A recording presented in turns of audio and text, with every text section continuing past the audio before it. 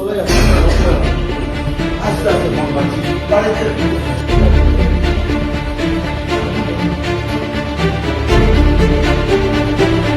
চলে যাচ্ছে আস্তে আস্তে মন পাচ্ছি বাড়িতে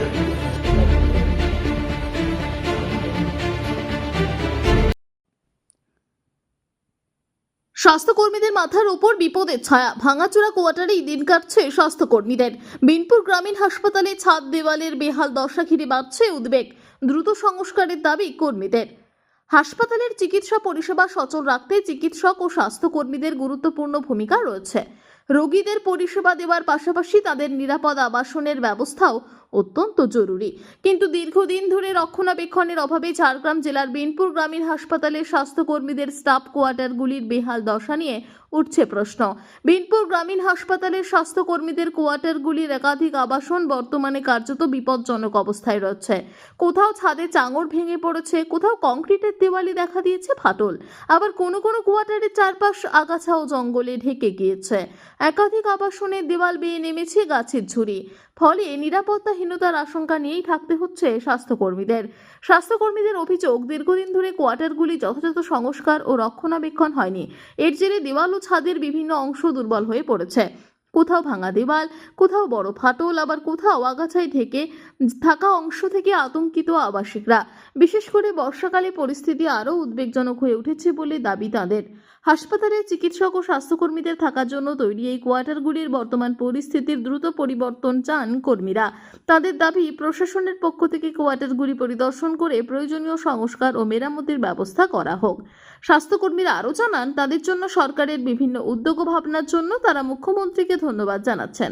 তবে নিরাপদ পরিবেশে থেকে যাতে তারা সাধারণ মানুষকে আরও ভালোভাবে স্বাস্থ্য পরিষেবা দিতে পারেন, সেজন্য দ্রুত স্টাফ কোয়ার্টারগুলির সংস্কারের দাবি তাদের।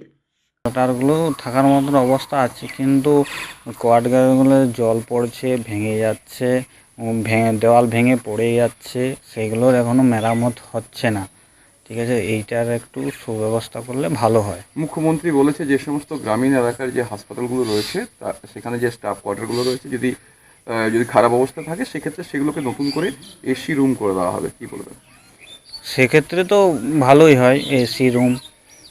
স্যার জয়ন্তবাবু বলেছেন, একদিন এমএলএ বাবু এসেছিলেন, তিনিও কিছুটা ভিজিট করেছেন, নতুন হবে বলে উনি আমাদের মুখ্যমন্ত্রী ঘোষণা করেছেন যে সমস্ত গ্রামীণ স্বাস্থ্যকেন্দ্রগুলো রয়েছে সেখানে যদি খারাপ অবস্থা থাকে সেক্ষেত্রে সেখানে ব্যবস্থা নেওয়া হবে সরকারিভাবে, এবং সেই সমস্ত স্টাফ কোয়ার্টার ভেঙে দিয়ে নতুন করে করা হবে এবং এসি কোয়ার্টার করা হবে। এটা কতটা খুশি?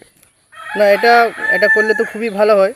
আমাদের বিএমই স্যার নিজেই এই কোয়ার্টারগুলো দেখেছেন, তিনি এমএলএ বাবুকে বলেছেন যে কোয়ার্টারের অবস্থাগুলো অতটা ভালো নয়, আমাদের স্টাফদের থাকতে সমস্যা হচ্ছে, তো তিনি একটা প্রস্তাব দিয়েছেন যাতে ভালো কোয়ার্টার করা যায়।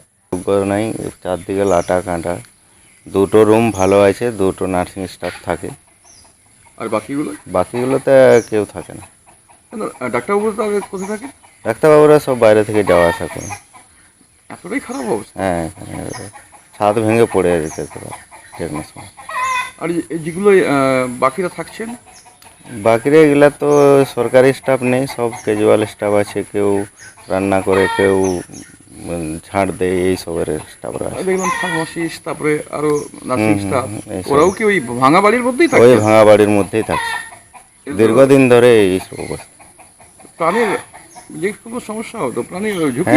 হ্যাঁ, সাপ খুব এমার্জেন্সিতে সাপ বেরিয়ে যায় যে কোনো সমস্যা। মানুষ তো হাসপাতালে আসে চিকিৎসা করাতে, চিকিৎসকেরাই সুরক্ষিত নয়। না। রতনের রিপোর্ট, পিবি নিউজ।